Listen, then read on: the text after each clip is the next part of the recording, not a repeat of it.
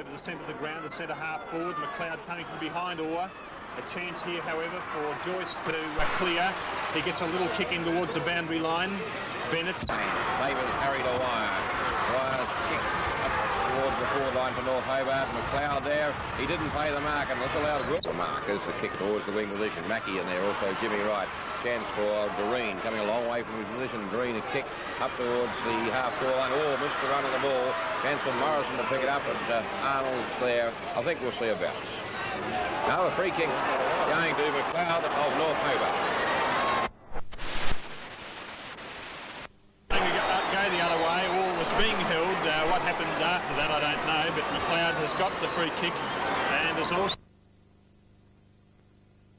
a 13-metre penalty as he moves in now with the punt kick going goalwards. No mark taken, and there'll be a relieving kick here being taken by Miller. Miller, all direction, very bad. That's his first kick of the game since he came on. He put it straight at Mcleod, centre half forward.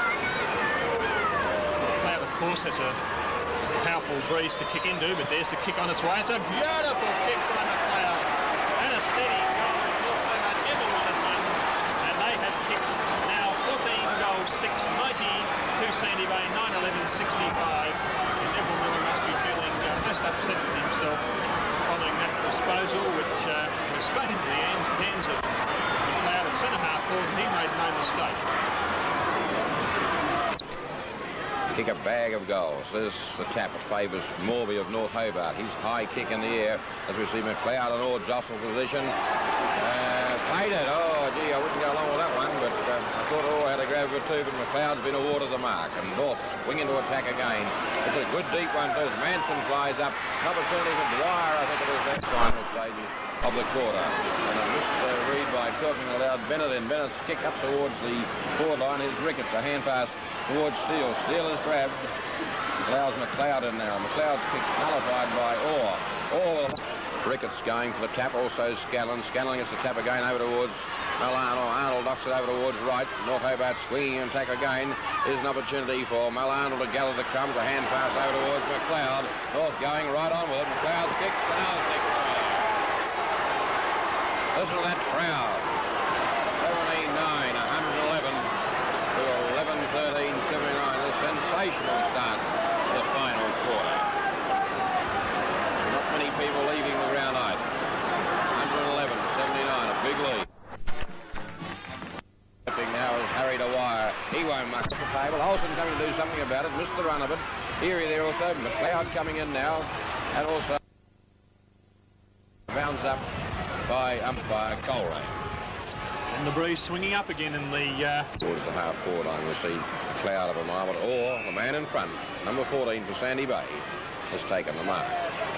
It's gone pretty. It's the end of the grand final with North Hobart 21-10, 136 to Sandy Bay 15-18, 108.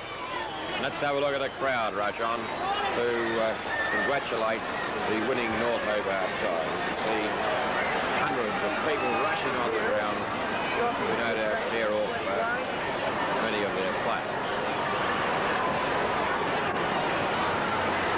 Certainly it's the first time we've seen the road. We've only played about 2 minutes into the final quarter. Let's see if the Demons are good enough. 18-12, 120. North Hobart 14-8, 92. And when you realise that the Demons were about 6 goals in front into time on in the second quarter. Short one from McMurray. Mcleod marks, goes straight on with play, shoots a hand pass out. Tried to grab it out of the ruck. Wallace does now, puts it down in towards the centre. Don Mcleod with it. Mcleod tried to get the short one over here. Ling shoots the hand pass over to Lamont. Lamont goes round Arnold. Now he's caught. Gets a hand pass up into the air. Don Mcleod trying desperately to lift his side as Mcleod now drives a big-looking kick back up in towards the centre. They the ground to take up the position at full back on Stevens. Who can score the next goal? Don Mcleod really lifted his game in this quarter. Down he goes in the centre of the ground. The whistle sounds and umpire Burton has blown the whistle and they'll have another bounce. 19 goals apiece. 19-9, 123 North Hobart. Glenorchy 19-14, 128. Oh, Burley a big punch. Will the bounce favour them? Tapped on nicely there. It's in towards Stevens again. The crowd have lifted. 3 of them are going for it here for North Hobart. But Bodywell wins out as he gets the kick out towards the half-back flank. Mcleod is there. Goes for a hand pass. Steadies. Kicks the ball long. Oh, it's a big kick. It's in the goal square. Glenorchy haven't had the ball on their forward line much this quarter. Potter getting it down. Here's a chance for North to go where to kick. Out onto the boundary. And that's where it's going. Big pack out there. Up behind was Mcleod. Here's McMurray. They're got home by a point. What an effort. North Hobart 21-10, 136. Glenorchy 20-15, 135. And the crowd's gone wild. A tremendous effort by North Hobart to get up from a 33-point deficit at three-quarter time to win by a point. Stevens has got about 3 to beat, gets the hand pass out nicely to Mcleod. Mcleod on the run right across the face of goal. Chance for Tasmania now as the hand pass is shot out by Clark. Very effective to Don Mcleod. Mcleod, great kick, great goal. Good play by Tasmania, set up by Big Wayne Fox firstly, then Nick Clark out to Don Mcleod on the run, a long left foot shot towards goal, and Tasmania have put their second on the board. 2-3-15 at the 7-minute mark of the first quarter to New South Wales, 1 behind. They're just a little bit too quick, Peter. They are, and it was good to see Nick Clark hand pass that ball out there to Mcleod. Clark at times attempting what we've seen of him down here. There's the lead from Mcleod. Mcleod marks. Don Mcleod, he's already kicked a goal. It was a beauty too. Nick Clark leading, but Mcleod elects to kick. Now, will that swing round? It won't. But his first kick since just coming on. Down in towards full forward. Stevens flew, couldn't take the mark. Waiting for the crumbs is Don Mcleod.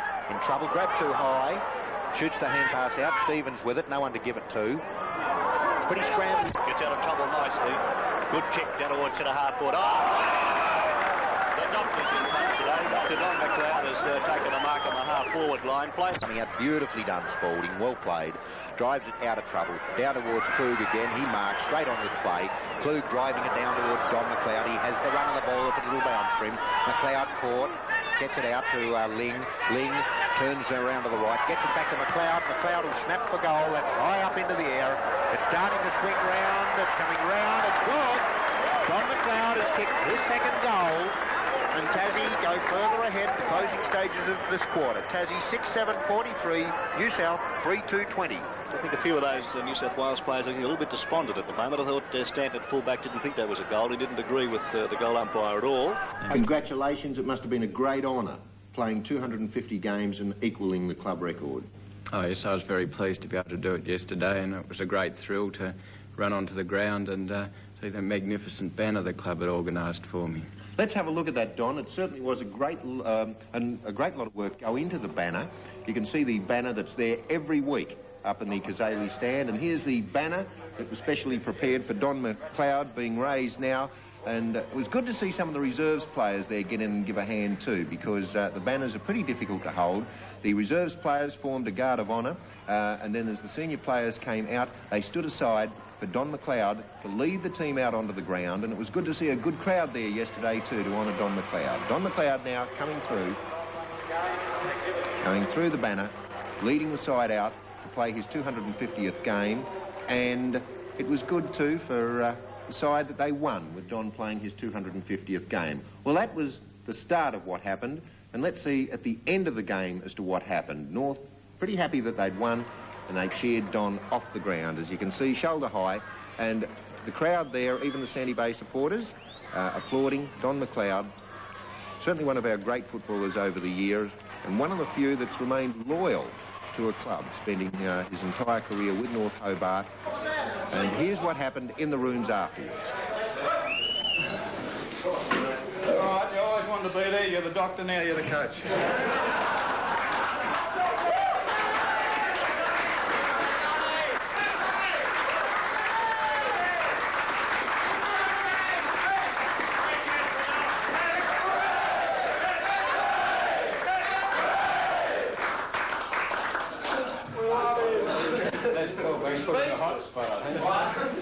Anyway, look, it's a great way to celebrate 250 games with a win. I suppose in the years I've been here, we haven't done particularly well with only the one premiership. But the way we played the last quarter there, I still think now we're in the four, we're in the first semi, and we're there with a chance. So, you know, we got a bit of confidence there in the second half, and that's the way we should go. We rallied in the first half, second half started to play the way I know, Darryl knows, the other fellows around the club know we can play. So let's get on with it.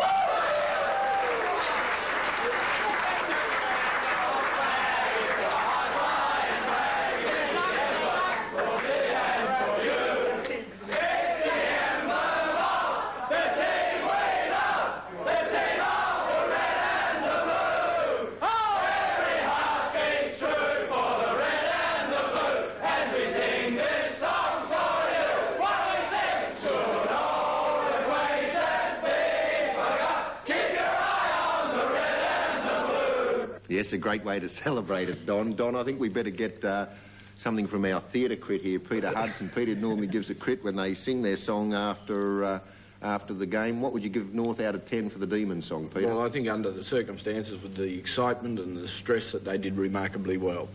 10 out of 10? Oh, maybe 11 out of 10. 11 out of 10. Well, that is a high mark. Don, just looking back through your career, as I mentioned, you're one of the few players to remain loyal with a club.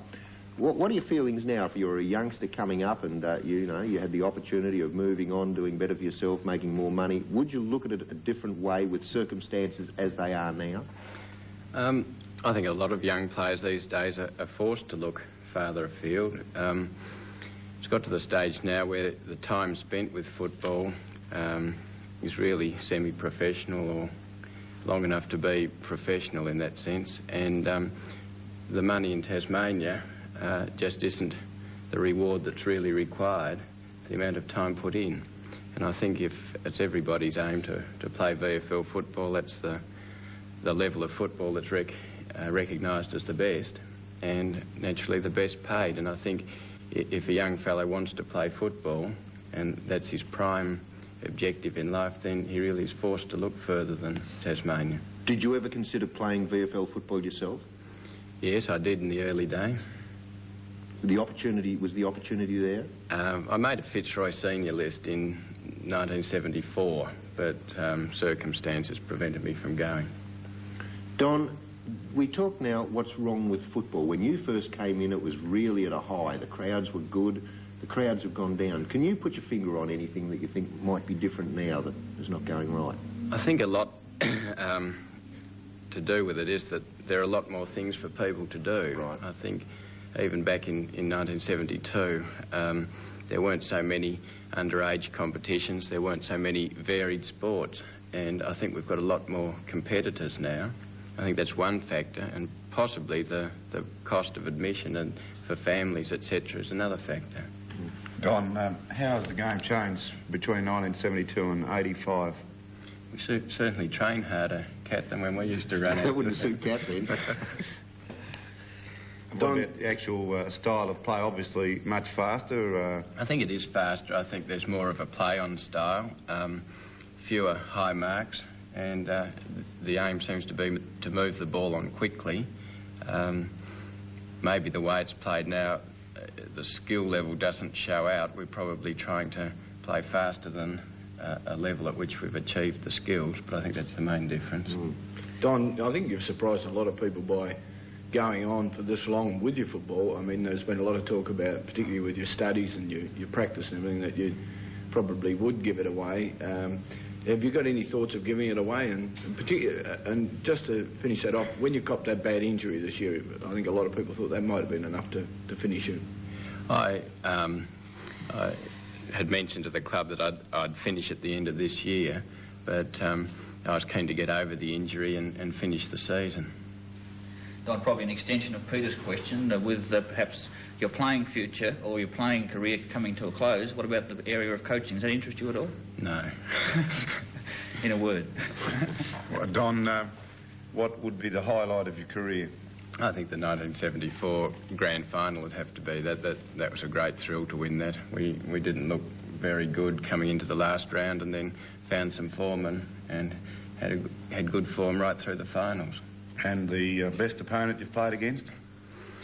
I've played on a lot of good opponents. I used to enjoy playing on Trevor Sprigg. I always thought that was a challenge. And North Hobart this year, where's the main area you see they've got to improve to be a true finals threat? well, I think if we're given half a chance and we can get the team we've got fit, I think we're still playing a lot of injured players, and we've got some players that are injured that are too badly injured to participate at this stage. But I think if we get fit, I think some of you fellows might be in for a surprise. Don, the side that you take it that you win the premiership, the side you beat, which one will it be? I think the three sides above us are all fairly even, and there isn't anyone with immaculate form at this stage. I think everyone's a bit patchy, and I think it's been mentioned already it'll be the side on the day, and that's the way I see it.